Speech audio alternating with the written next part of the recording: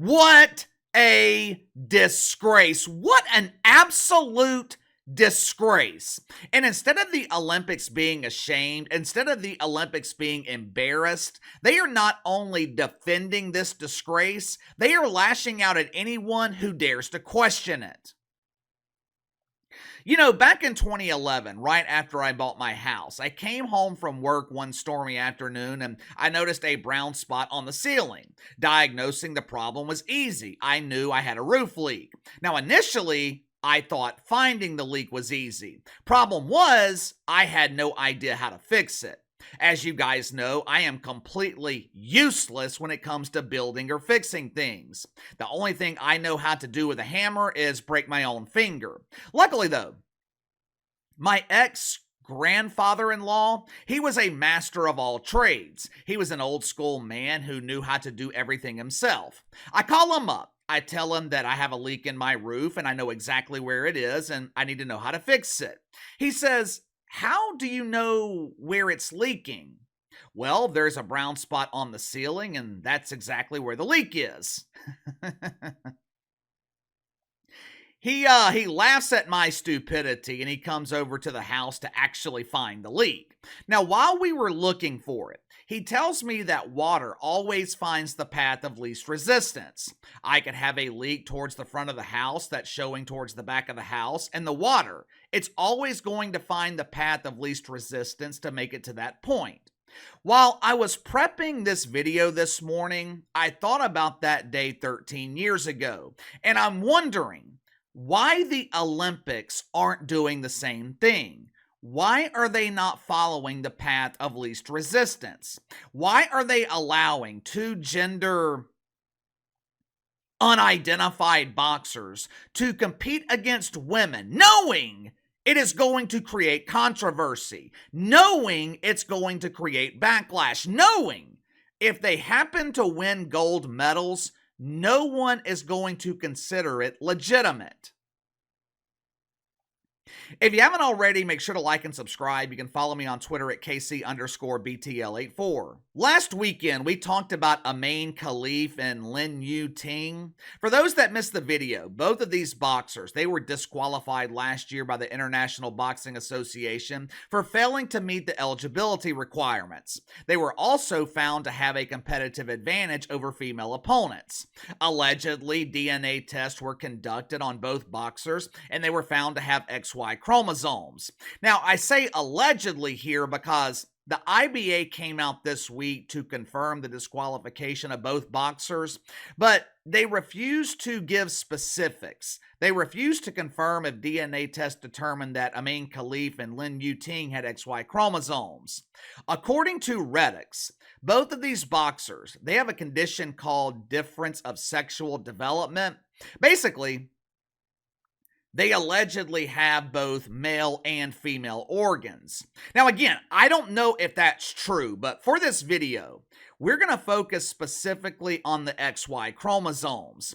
I'm not a biologist. I didn't receive a PhD from Woke U in gender studies. When deacons at Woke United Methodist are having trouble identifying a woman, I'm not one of the experts they call. But I do know how to read and comprehend. Earlier this morning, I read countless articles on XY chromosomes. During my research, I came across something called Swyer syndrome, which is the medical term for difference of sexual development that us experts use. This condition is extremely rare. It occurs once in every 100,000 or so births. Fewer than 100 cases have been reported in the entire world. So, let's look at this logically for a second. There's almost 8 billion people in the world, with less than 100 having Swyer syndrome or DSD.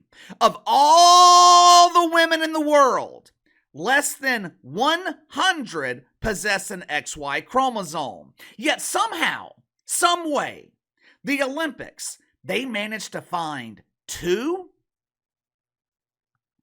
Not only did they find 2, they managed to find 2 at the same time? What are the odds of that happening? The odds are so high, sports books, they wouldn't take wagers on it because the risk is too high. From what I understand, based on my limited knowledge, women with Swyer syndrome, they look female and their promised lands are functional. Take a look at these two Olympic boxers that are competing against females. I will let you decide for yourself if they pass the eye test. But based on my limited research, there's another way to determine gender if you don't want to waste money on DNA testing. If they don't possess the promised land, they're probably a man. Unfortunately, though, the Olympics, they failed to do their due diligence, and they allowed Imane Khelif and Lin Yuting to compete against females in boxing. The results are not surprising. Last night, Imane Khelif represented Algeria in a boxing match against a very brave woman from Italy named Angela Carini. Angela Carini, she should have been given a gold medal just for showing up. I wish I could show you clips of the fight, but the Olympics, they will take the video down. There are plenty of clips circulating on Twitter if you want to see it, but to be honest with you, there's really not all that much to see. 46 seconds into the fight, Angela Carini gave up. And I'm not using the term gave up in a derogatory manner. Angela Carini, she's not a quitter. It just took her less than a minute to come to the harsh realization that she did not have a chance. Imane Khelif was hitting her so hard, she was crying in the middle of the ring. After the fight, Angela Carini said that this is unjust and she had never been hit that hard in her life. This young woman has been boxing for years against other females, and she's never been hit as hard as she was in the 46 seconds that she fought Imane Khelif. Now, of course, Imane Khelif celebrated this victory like something was actually accomplished. "I'm the next Mike Tyson! I'm forcing women into submission in less than a minute! I'm the best fighter in the world! Woohoo! Yes, yes, yes!"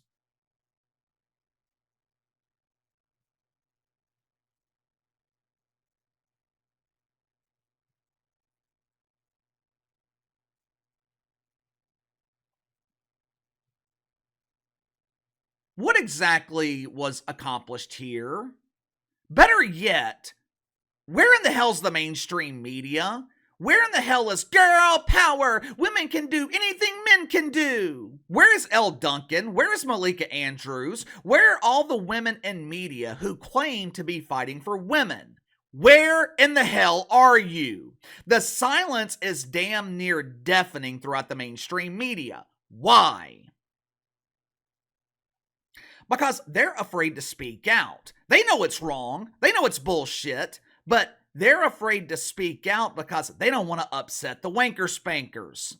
A lot of people are blaming Imane Khelif for this disgrace. I get it. Imane Khelif definitely deserves some of the blame, but that's not who is responsible.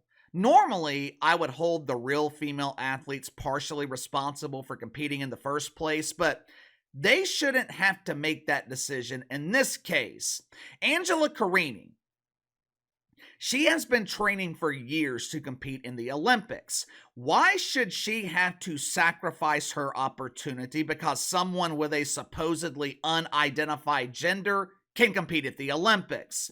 The responsibility for this disgrace, it falls directly on the IOC, the International Olympic Committee. Yesterday, the IOC spokesman, Mark Adams, he was questioned by the media. In a shocking display of competence, the media, they actually pressed Mark Adams on Imane Khelif hitting a woman so hard that she broke down in tears. Now, of course, this question didn't come from the American media. God forbid they actually ask a question that people want the answer to. If this question had come from the American media, they would have said, "Wasn't that an inspiring display of athleticism? Imane Khelif is so inspirational and a sign of progress. How proud are you that you approved eligibility?" The woman questioning Mark Adams, I think she had a European accent. I don't know, I'm bad at judging accents, but she asked Mark Adams what he says to female athletes who are concerned for their safety competing against someone with a high level of testosterone. I think it's safe to say Mark Adams doesn't give a shit about their concerns.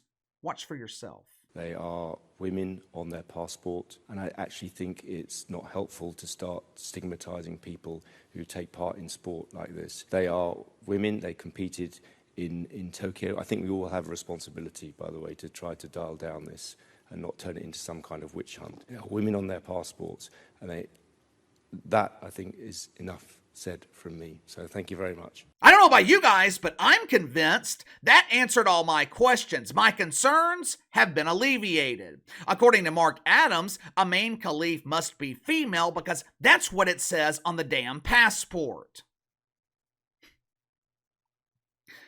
Mark Adams was so upset with this line of questioning. He was so pissed off that this reporter had the audacity to ask this question, he abruptly ended the press conference. He didn't want to go any further because he knows there's no justification for it.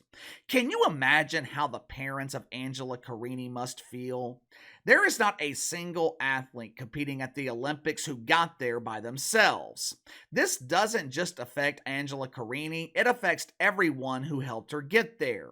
All the sacrifices, all the money spent on trainers, all the years of hard work and dedication vanished in 46 seconds because Mark Adams and the International Olympic Committee refused to take a stand. And you know what? Why should they? Why should they?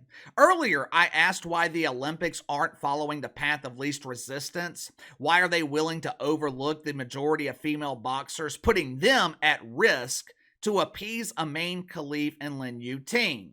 Once again, the majority is being overlooked for two people. Why?